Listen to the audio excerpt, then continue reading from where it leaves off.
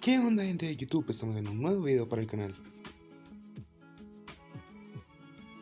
El día de hoy les enseñaré cómo ensamblar una computadora desde cero. Antes de comenzar me gustaría decirles qué componentes vamos a utilizar para este ensamble. En este caso, el CPU será un procesador con gráficos integrados, el Ryzen 3 3200G. Como motherboard usaremos la ASRock A320M-H. Usaremos 8 GB de RAM, dos módulos de 4 GB, para activar la tecnología Dual Channel, ya que es demasiado importante en el caso de que usemos gráficos integrados. La fuente de poder es una Thermaltake de 500 watts con certificación 80 Plus White. Este ensamble no tendrá unidad de estado sólido, ya que en Colombia son un poco más caras de lo normal a comparación de otros países, y el presupuesto del cliente era bastante bajo. Y por último, el gabinete seleccionado para este ensamble es el Iceberg Gear V5. Comenzaré sacando el gabinete de su caja para preparar los cables y poner la fuente de alimentación.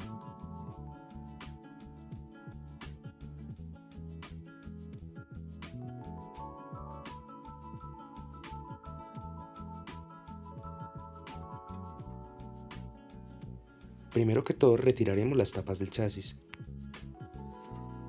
Después sacaremos la fuente de su caja.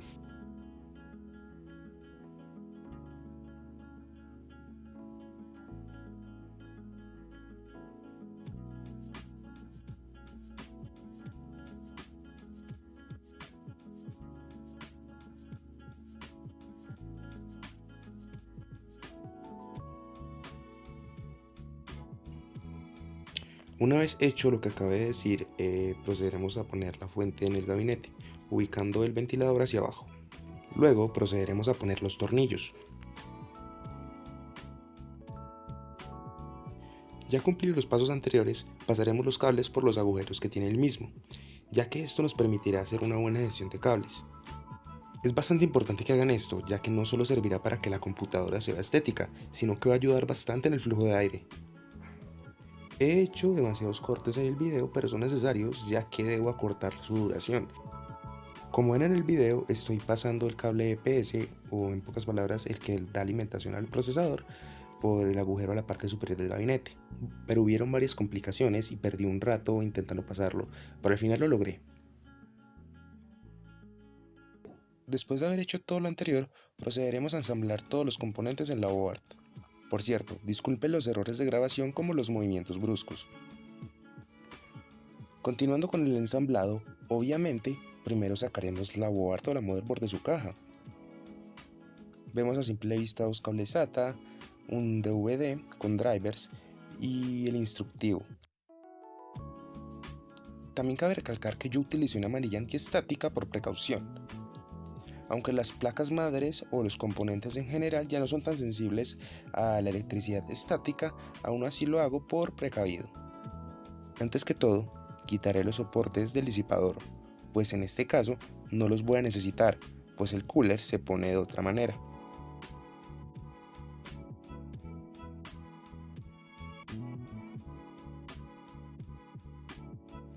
Bueno, ahora se viene lo que quizás es lo más complicado, entre comillas, pues si lo hacemos mal, podemos dañar el procesador. Antes de colocarlo, levantaremos el seguro que está en la motherboard. Y levantaremos el procesador con mucho cuidado. Hay que tener en cuenta que el procesador en la parte inferior izquierda tiene una clase de pestaña, la cual la debemos alinear con la del socket. Y tranquilos, el procesador debe caer. No le hagan fuerza ni nada relacionado, ya que lo pueden dañar y torcer los pines. En Intel es un tanto distinto. Para acabar este paso, bajaremos el seguro. Después pondremos el disipador que está en la caja y lo manipularemos con mucho cuidado, ya que trae pasta térmica preaplicada y no la podemos tocar, ya que la podemos manchar. Este paso también es demasiado sencillo, pero hay que tener ciertos aspectos claros antes de llevarlo a cabo. Alinearemos el disipador a la placa madre de tal manera de que el logo de AMD quede mirando hacia los conectores de la misma.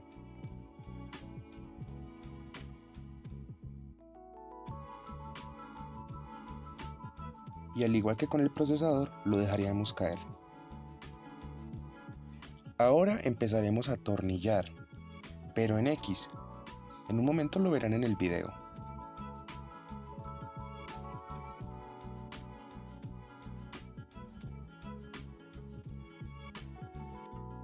Otra cosa que hay que tener en cuenta es que debemos atornillar poco a poco hasta que el disipador quede adherido o fijo en la placa base.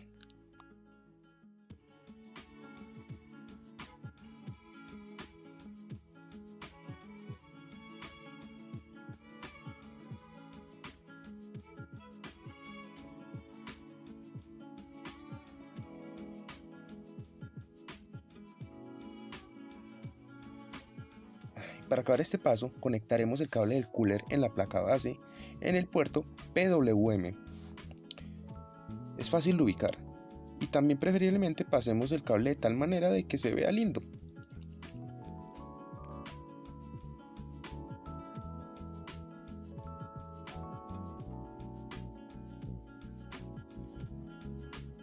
También cabe recalcar que solo se puede conectar en un sentido. No lo intenten de otra manera ya que podrían romper el conector. Luego, una vez finalizado todo lo anterior, sacaré las RAMs de su envoltura. En este caso son 2 sticks como mencioné anteriormente para activar la tecnología Dual Channel, cada uno de 4 GB. Y me preguntarán, ¿por qué 2 sticks de 4 GB y no uno de 8? Resulta que los gráficos integrados funcionan mejor con la tecnología Dual Channel y con un solo módulo no rendiría tan bien. Además, el cliente tenía un presupuesto bastante limitado y quiere el equipo para cosas relativamente básicas. Aquí es demasiado fácil también poner el módulo de RAM.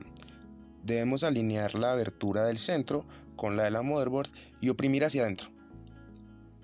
Y oprimir hasta que haga clic.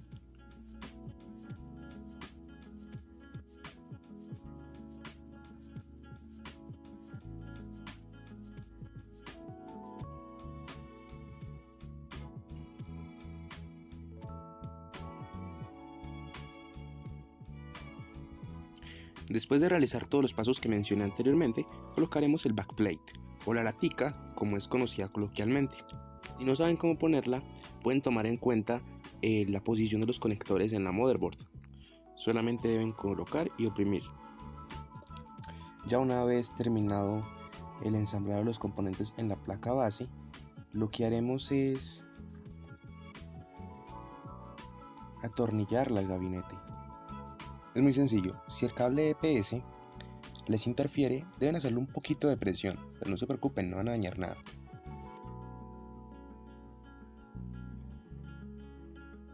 Olvidé decir que antes de atornillar la placa base deben verificar qué postes van a utilizar y cuáles no. Y los que no vayan a utilizar los pueden quitar, no hay ningún problema.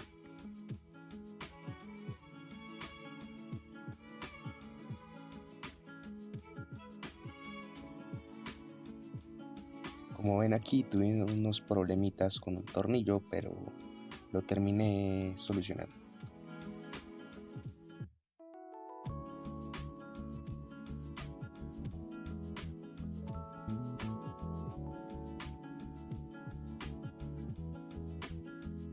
Conectaremos el cable EPS, en este caso es de 4, pero muchas placas requieren 8 pines.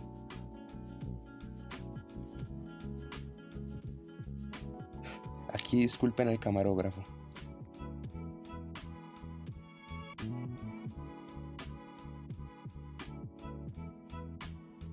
Después pasaremos el cable ATX por el agujero más cercano al conector de la placa y lo pondremos, así nada más. No se preocupen si se descontrolan los cables detrás y queda muy desordenado. Después vamos a amarrar eso. Aquí deben tener en cuenta los agujeros que tiene su gabinete, ya que dependerá de estos la buena gestión de cables que van a hacer. Pues los gabinetes más baratos no tienen muchos agujeros y los más caros tienen más que los más económicos. aunque esto no siempre es así, hay gabinetes demasiado buenos por un bajo precio.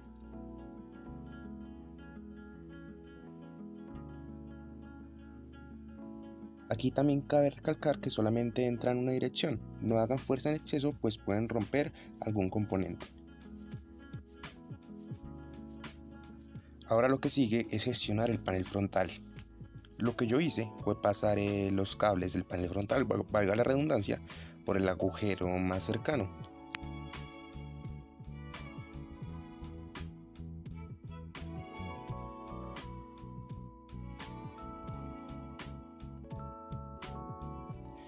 Debido a que perdí la parte en la que conectaba el panel frontal, me veo obligado a explicarles de la siguiente manera. Ustedes deben comprobar en el manual de su placa base para comprobar dónde va cada cable. Por ejemplo, en el caso de esta board, nos dice que el panel frontal, lo que es el botón de encendido, reset y conectores, está en el panel 1. El resto de conexiones también se encuentran indicados en el manual, como son los USB 2.0, el USB 3.0 y los conectores de audio. El USB 3.0 lo conectarán en un puerto similar a este. El de audio en uno parecido a este.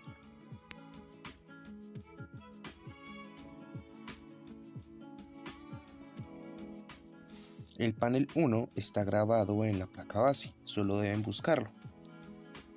Pero es similar a lo que les voy a señalar a continuación.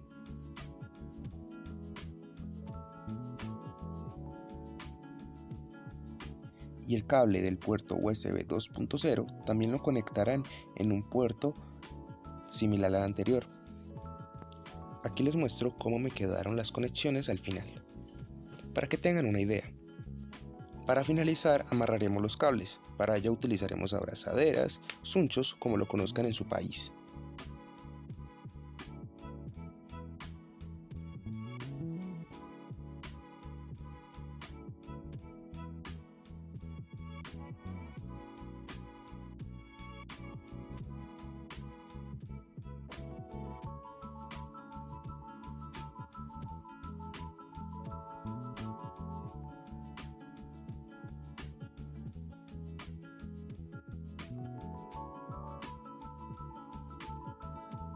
Aquí les voy a mostrar cómo gestioné yo los cables.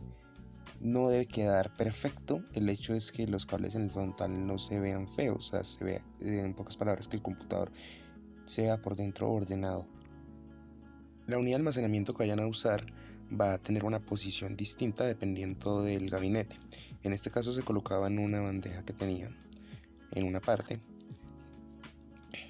pero yo cometí un error y tuve que quitar toda la gestión de cables después, ya que para poder atornillarlo tenía que quitar la tapa frontal, o sea, es decir, tenía que quitar todo el frontal del ordenador para poder atornillar el disco duro. Algo raro, pero lo tuve que hacer. Como ven aquí ya había quitado el frontal para poder atornillar la unidad.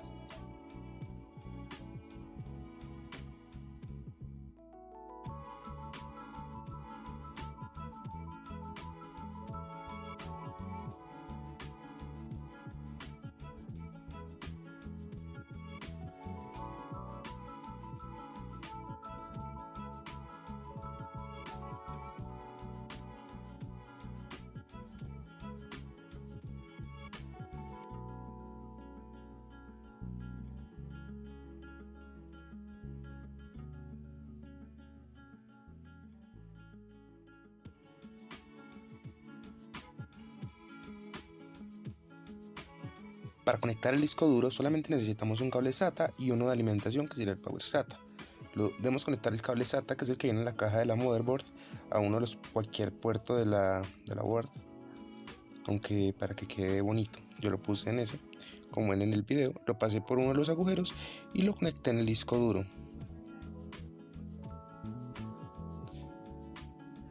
Disculpen tantos movimientos bruscos, pero es porque el video está acelerado y el camarógrafo hizo unos tantos movimientos. También cabe recalcar que el cable SATA solo entra por un sentido, así que no hay manera de ponerlo mal. Ahora, como en el video,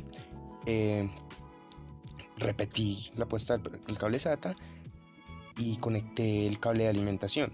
No hay problema por cuál escojan, ustedes pueden elegir el que mejor les parezca, teniendo en cuenta la gestión de cables. Después procedí a conectar los cables de los ventiladores, en este caso que son MOLEDs. En muchos casos, los ventiladores, más que todo, es que el que saca aire, que es el que está en la parte trasera, se conecta en otro puerto PWM, es decir, en la placa base. No grabé la parte en la que ponía la tapa de atrás porque me costó un poco, pero tranquilos, en ocasiones puede entrar a presión. La parte del frontal no fue un lío, eh, se colocó normalmente, sin ningún problema. Y sí, ya listo. Después de haber completado todos estos pasos, el computador queda completamente ensamblado y ya pueden ir a usarlo. Aunque no sin antes instalar sistema operativo, controladores y demás. En mi caso el equipo encendió a la primera, pero si a ustedes no les pasa, comprueben que las memorias RAM hayan quedado bien puestas y también las conexiones del panel frontal. Así fue como quedó el equipo. Después instalé Windows 10, lo activé, instalé otros programas y probé juegos, aunque el computador no fuera para mí, ya que la persona que iba a quedar con el equipo, bueno, más bien el dueño, me pidió que lo hiciera para comprobar su rendimiento, que por cierto fue muy bueno. Claramente hay computadores mejores, pero cumplió perfectamente para lo que fue ensamblado. Y bueno chicos, gracias por ver el video de hoy, que por cierto supongo que va a ser bastante largo. Espero que les haya gustado el video de hoy. No olviden suscribirse, darme like y activar la campanita. Yo soy Philip y hasta la próxima.